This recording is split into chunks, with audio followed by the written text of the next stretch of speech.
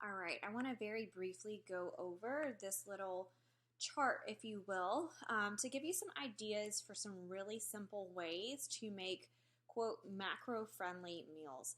It's important as we move through this process that you recognize that absolutely everything can be macro-friendly, but this makes tracking a little bit easier. This makes meal planning a little bit easier and meal prepping a little bit easier. Make sure in your own time that you consume all the content around meal prepping and meal planning so that you are setting yourself up for success each and every week. I promise you, this is going to save you so much time. It's going to save you so much overwhelm and just relieve so much stress by having food readily available, food that you know is going to get back to your body. It's going to help you achieve your goals and just ultimately make you or help you to feel better. All right, so in this chart, we have protein, carb, veggie, flavors, which are optional, fat, which is optional. So when you're building your meals, this is a really easy format to just pull from. So in this chart, which you will have access to, it has things that are going to help you just make decisions. So this is kind of a mix and match kind of scenario.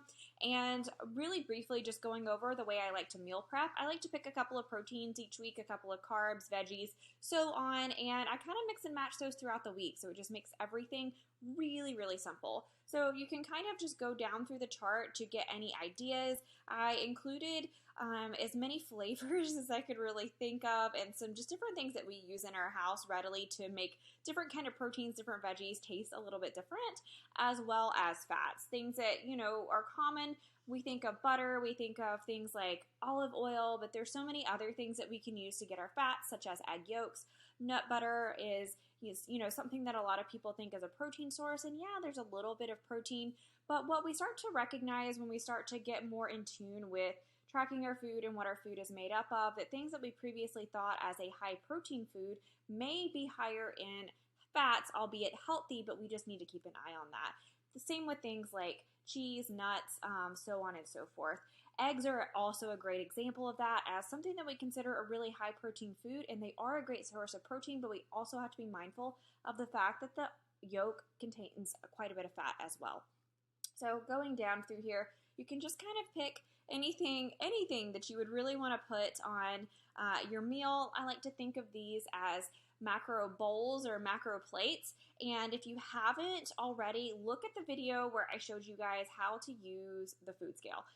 So this shows how I track my foods each and every day when I'm putting it on my plate. It makes it really, really simple, and I'm not having to mess up a whole lot of things to do that. I included, some plant-based meat and a couple of plant-based things.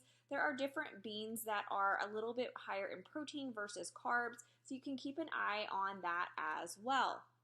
So going all the way down here, I suggest that these are kind of the weights that you start with. You can go ahead and pre-track this into MyFitnessPal. This is going to save you so much time. If you're cooking the food, you've bought the food, you know you're going to consume the food, go ahead and put it in. You can make adjustments later, and that's just going to help save time. That's going to help you know what's going on for your day. You're going to know where you need to add. You're going to know where you need to subtract in order to play the game of macro Tetris so that you're able to become more successful.